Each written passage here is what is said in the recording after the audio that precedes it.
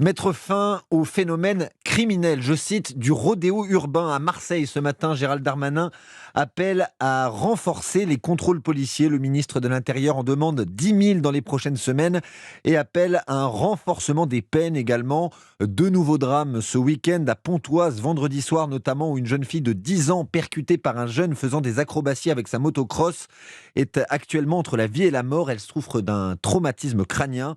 Elle jouait avec un autre enfant, lui aussi percuté et grièvement blessé.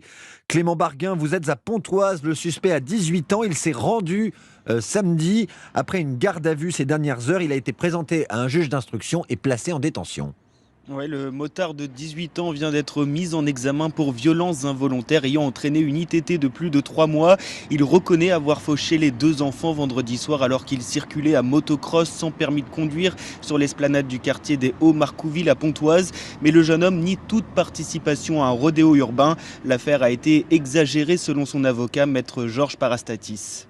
En réalité, c'est un accident de quelqu'un qui n'avait pas le permis, qui a utilisé une moto alors qu'il n'avait pas le permis.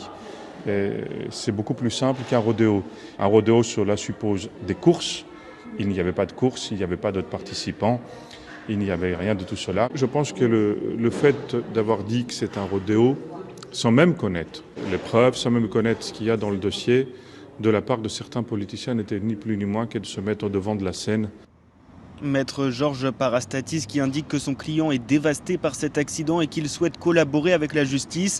Le jeune homme, vous l'avez dit, a été placé en détention provisoire. Il sera présenté jeudi devant un juge des libertés et de la détention pour savoir si oui ou non il restera incarcéré d'ici le procès qui devrait se tenir dans les prochains mois.